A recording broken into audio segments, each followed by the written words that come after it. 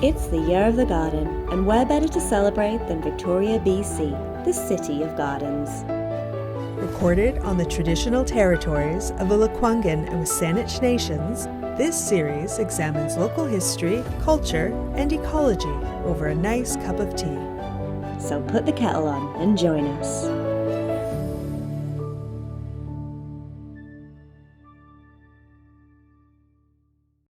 Welcome to Tea and Gardens.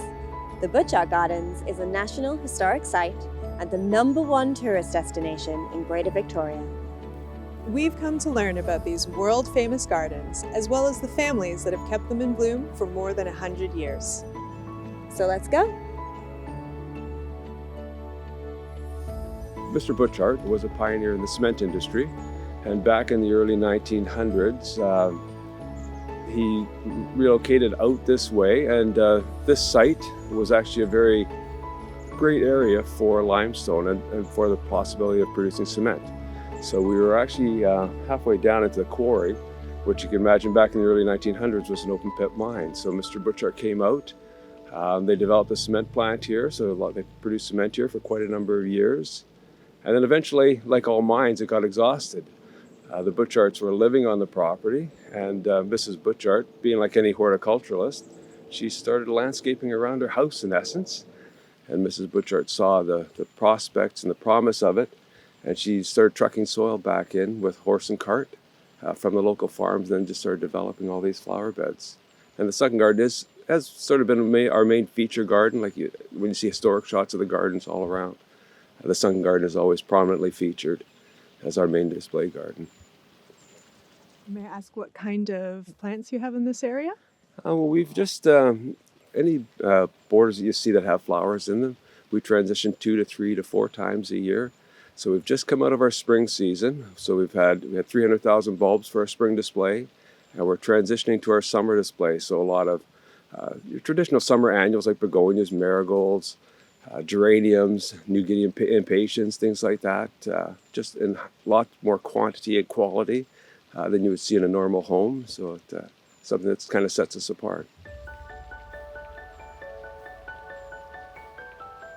I've been the director of horticulture for coming up on 3 years now, and but I've been a part of the gardens. I'm entering my 48th year here, being employed at the gardens. 48th year? 48th year, yes. That's very impressive. Yeah, Do you get like a special medal or something when you hit 50?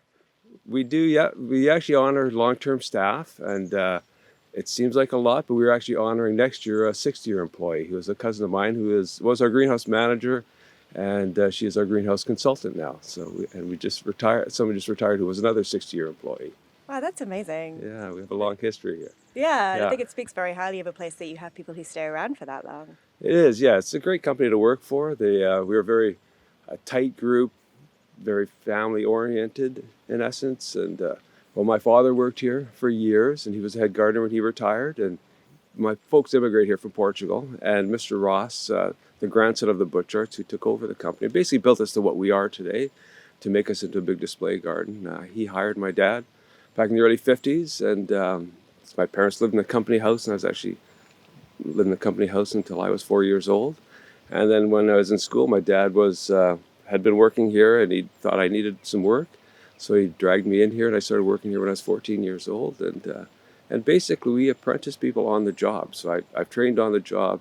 I've worked in many different areas and aspects of the gardens through my life. I've been very fortunate to be able to change sort of roles. I've probably changed roles about 4 or 5 times through my career here. And it's been a very rewarding experience. So you have a pretty thorough understanding of this place. I do, yeah. It's kind of a part of me. And you can't ask for a better spot. I always think of people who say they go into work and they go into an office, and I come into one of the most beautiful offices in the world to work every day. And I just feel so grateful, especially through these last couple of years, which have been a little tough.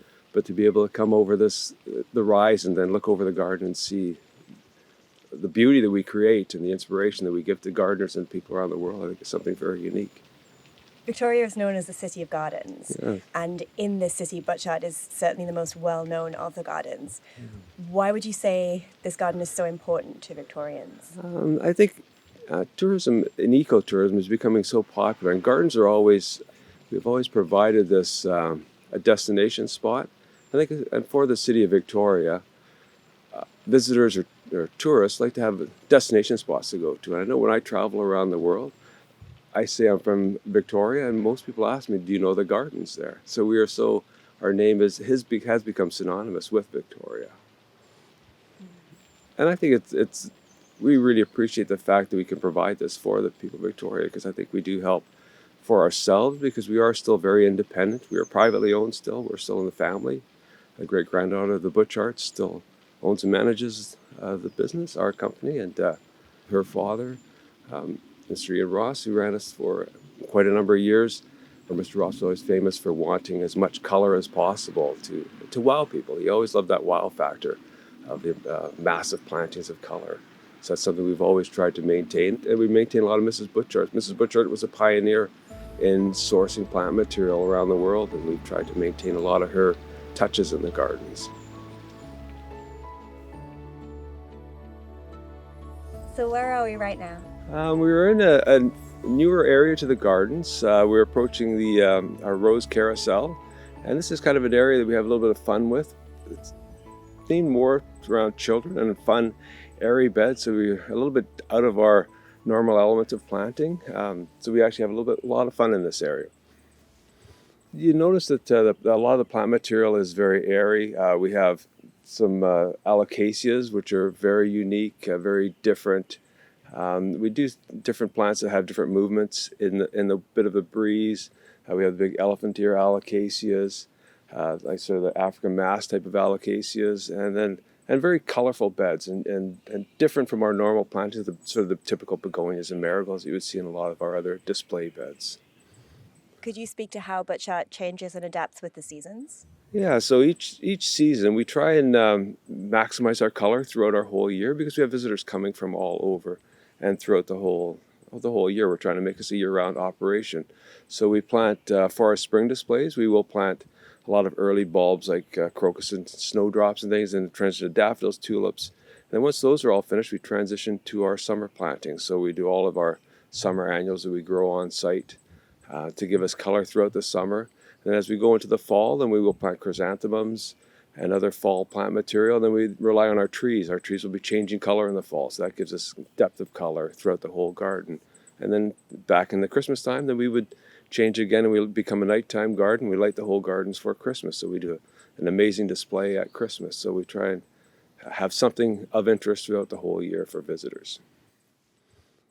So could you please speak to how you approach sustainability and what environmental initiatives you have? Yeah, I think that's something I'm very proud of that we've done here at the gardens. As visitors look around the garden, they see our green lawns and our lush plants, they think we must be pumping things full of all kinds of chemicals. But we've really had a big transition in the last number of years, going to thinking about sustainability, thinking about the environment. We've gone mostly to organic fertilizers in a lot of our flower beds now.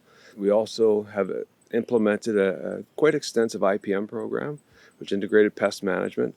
So it kind of looks at the holistic growth of plants in an overall sense. So we used to try and force plants to grow in an area they didn't want to. So now it's more of the right plant in the right place. Look at your soil conditions. Look at how things get taken up. And we use a lot of natural predators. So we've reduced our pesticide use like it's almost non-existent now. So what we would use in the gardens, like in the old chemical days, you would try and wipe out a pest, and you would also kill a lot of beneficials. So now we actually monitor the plants. We find the pest that's causing us the problems. We find a natural predator that will only go after that little bug and control it. So we're not wiping out a pest, we're just managing it. All the material you see after we pull plant material and everything, we compost it all. We haven't purchased soil in 20 years. So all of our composted plants, we recycle. We have a huge recycling operation. Any brush material, we grind it back up. We add it to our compost. We sterilize it using steam to make sure that to kill any pathogens. So we've really tried to look after everything that we do for the environment and for our own little niche in the world. Make it more of a closed loop. It is, yeah, and we're we have our own water sources on the property. We try and recycle water wherever we can. Like we will use water for our heat pumps or for our heating buildings, and then that gets recirculated back into our irrigation water. We'll collect water off our parking lots and store it in ponds and use that whenever possible. So we really are thinking about everything what we're doing around in our area. And our little bit can help so much. I love that. Yeah. That's very cool. I noticed some tropical plants here behind you. I'm wondering how they survive the winter. Yes, people might think, yes, we are the banana belt of Canada. We like to joke about we are quite warm, but these plants are on the tropical side and they would not survive our winters. We do get the odd snowfall, we do get cold weather. So a lot of this plant material that's out here, we have protected greenhouses. So we have greenhouses where we will do our production plants. We also have a number of them that are strictly where a lot of this plant material will put it back in the greenhouses, protect it for the winter, and when the time's right each season, we bring it back out and put it on display. And that way it gives us a lot more creativity and way more flexibility as to what we can actually produce and show people in our garden. And it's very unique to be able to show them in a city like Victoria, this type of material. We can see this very interesting structure behind you. Could you please tell us about it? Well, it's a proud piece of our garden now. Our current owner is a great-granddaughter of the Butcharts. One of her big passions was carousels. And so she really wanted to put her mark on the gardens. Her father had his things in the garden. Her grandmother had her things. And so she contracted this company and wanted to make her own carousel. And we actually had all the figures are hand-carved, wooden figures. She was instrumental in designing and the paint for the animals and which animals were chosen. It's more like a menagerie of animals. And it's all things that might tie into our history here, her family history, or things to our visitors. So it's very unique. And we actually did a green living roof on it. So just to try and add to our garden. So we've added a garden to the roof space. So we didn't impact any of the environmental thing. We actually have kept it a part of the garden. One of the things you'll notice on the top of the building is, again, like we talked about our children's area where we have a bit of fun. We do lots of topiary figures. So we've been acquiring figures from all around. We do different displays, and you can see them on the top of the roof where we've been displaying these topiary figures hidden throughout the gardens for children to find. So it's kind of a fun thing for kids to do. And the carousel has really helped promote gardening in children, because we've got to get that next generation wanting to be involved in gardening, wanting to enjoy it, and wanting to appreciate gardens. We were very charmed by the Rose Carousel. The menagerie of animals includes bears, ostriches, an orca, and the Butchart family dogs, Winston and Bella. It's also the only carousel on Vancouver Island, so it truly is a unique piece of art. The carousel isn't the only striking art in this area. Let's get back to Carlos to hear about the totem poles that stand nearby. One of the very neat projects that we were involved with for our 100-year anniversary of the gardens, and respecting the lands that we were on, we contracted out to a couple of local carvers, and we actually set them up on site. And through that whole summer of 2004, they carved these beautiful totem poles for the garden. So they were on site carving the totem poles, and we had the big ceremony to actually install them. So I think it's a way to honor the local heritage. And we have these beautiful pieces of art that we can display in our garden.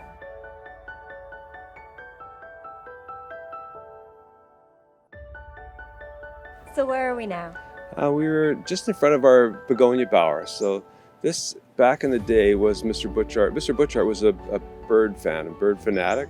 So this used to be his aviary. And so he had all kinds of different rare birds. Mrs. Butchart was the plant person. Mr. Butchart loved his birds. And then after the time, we've developed this into a beautiful hanging garden. So we display begonias and fuchsias in this area. There seems to be a very wide variety of flowers here right now. Yeah, the one nice thing about, again, like begonias, people say begonias might be a bedding plant, a very basic bedding plant. But when you look at these tuberous varieties, there are hundreds of varieties, different varieties of begonias, and there are lots of different varieties of fuchsias. So each one has its unique characteristics of the flower, and they might be crossbred so that you get the best of this flower with the best of that flower. So you get some really beautiful combinations. And the fuchsias are a flower. If you look at them, there's so many different combinations of colors and styles and sizes of the blooms. So it's such a beautiful way to display color. So it's like more like a vertical garden rather than just being a flat plain garden. Do you incorporate native plants into these gardens? Actually, we do try and incorporate as much native plant material as we can. We are a display garden, so we are known for our color and mass plantings of different annuals. But anywhere that we can naturalize areas, we do try and you can actually see we're actually surrounded by native plant material. When you look at the Douglas firs, our native maple trees, all kinds of different material that borders our gardens is all native plant material. And I just saw a bee buzzing behind you. Do you have bees here at all, or? We don't keep bees personally, but there are some local bee keepers in the area. So they get the benefit of using our garden for their products. So I think they love being close to us and situated near us. So we provide a lot of the honey for the local area. You're part of the wider bee ecosystem. We are, yes. One of the things I kind of love about the gardens is when you look around right now. Again, we are known for our display beds, but when you look at certain times of the year, like right now, there's the depth of the trees. We've just come out of our spring season, which is one of my favorite times of the year.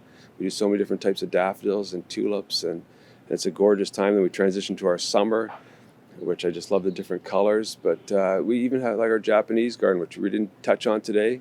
It's the one garden where we don't do annual plantings, but it provides its own beauty. It's more of a tranquil garden for visitors to experience.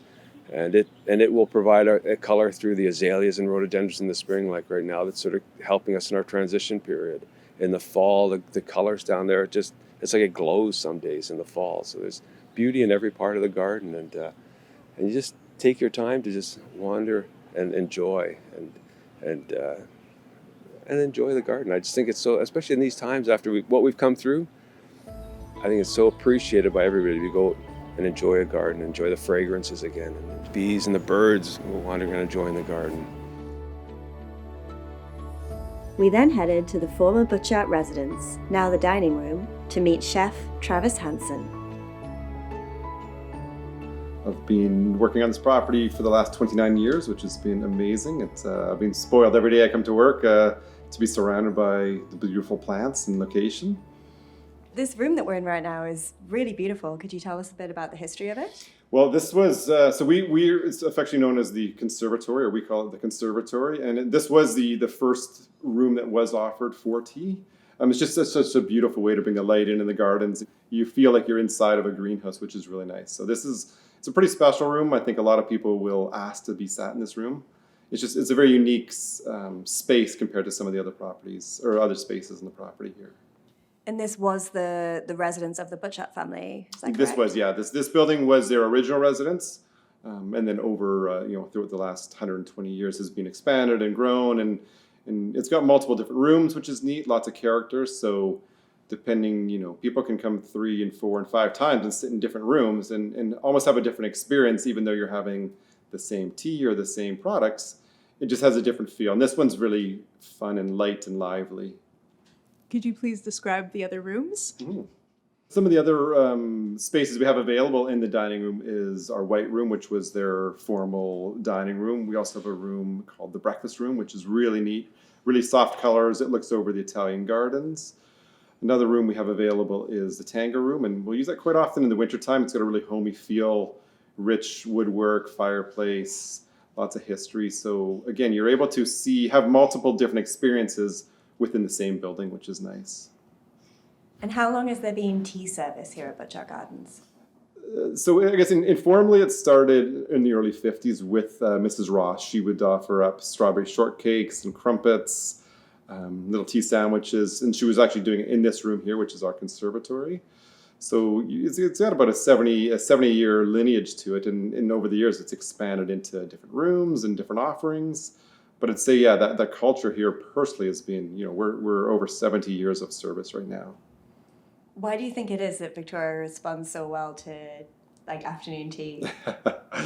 I guess I've found it's very fitting. It's very fitting with the old British colonial culture and the buildings and the history and the architecture, and just I think the gardens is very conducive to sitting. It's a slower pace that we don't see too often anymore. Everything else is so busy, whereas I think coming here for tea, we want it to be an experience of sitting with your family, sharing, talking, slowing the pace down, and the gardens is great for that.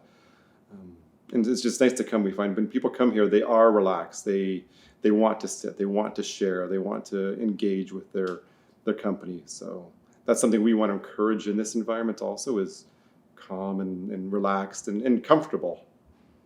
Do you have a house blend of tea? We do, yeah. We're fortunate to work with some great suppliers, so we've come up with our own tea blends.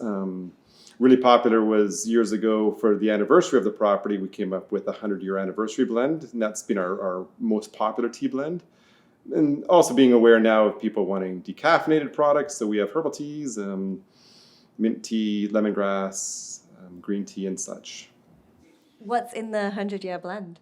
It was a blend that we created to get to celebrate the 100-year anniversary. So in 2004 was the year. So it's a blend of black Chinese gunpowder tea as well as green tea. And we find it has a nice kind of smoky earthiness to it, which actually goes really well with the tea. It's not super floral, which we have other ones, but it's a unique tea that it's by far our most popular loose leaf tea for our customers. And the name gunpowder tea, that comes from the aesthetics. No, it's not actual gunpowder. It's not right? actual gunpowder. We do get asked that question, but no, it's the tea leaves they're formed into little balls almost. So they're very much like a little pellet or a little BB, like a little gunpowder specimen there. So when people come here for afternoon tea, what do they get? Could you walk us through the tower? Absolutely. We start out, it sometimes it's a little unique, but we'll start out with an English trifle, so a traditional English trifle. So sponge cake, seasonal fruit compote, a diplomat cream on top. So they start out with that. Then every guest gets their choice of a loose leaf tea, so one of our individually crafted teas. So that's specific to the customer. And then we're working down from the tiers, we'll do our house-made scone, which is a ginger scone, which is an old family recipe, actually one of the recipes from Mrs. Butchart. So that's been our signature scone for as long as we've been in existence here. Then there's a Devon cream and a house-made jam. So that will sometimes change, but strawberry or one of our local preserves. Then we go into a plate of sandwiches. The finger sandwiches, there's always, a chicken. So this year we're doing smoked albacore tuna. We're also doing local pork from Berryman's Farm, which is down by Island View Beach. Chicken from the Cowichan Valley, as well as some vegetarian options. So again, we really want to showcase seasonality, what's local, what's fresh, and what ties into what we want our tea to be. So does that tea menu change throughout the year? We do. We offer, we'll do high tea in the wintertime, so it's a little more substantial, a little more focused on savory and warmer items there. And then we'll do a springtime tea. We are doing fun teas now at Christmas to celebrate Christmas, also Mother's Day. So we're coming up with about 4 or 5 different tea menus. We're really fortunate also that all of our products are made in-house. So we have a separate pastry department. So all the sweets, all of the jams, the compotes, the sandwiches, everything is made in-house. We do not purchase anything. So we're really fortunate to have such a great team who's been here for so long, and we know what our customer is looking for. How do you incorporate the gardens into the menus? I think we try as much as possible. Obviously, there's a strong focus on the flowers here, so we'll do infusions into some of our vinegars and our honeys. We're really fortunate on property to have a herb garden and edible flower garden. So it's something that's behind the scenes, it's not open to public, but it's something we're able to utilize all the time. So you'll see our chefs are going out and we're collecting mint and basil and tarragon, oregano, as well as all the edible flowers. So we'll have pansies, bellis, flowering sage, flowering rosemary, and we'll use those into a lot of the products on the different menus. How do you feel coming to work in this beautiful space? I feel pretty blessed every day to show up here. I was born and raised 5 kilometers up the road, and now I live about 4 kilometers down the road. So yeah, pretty much every day showing up. It's a spectacular property.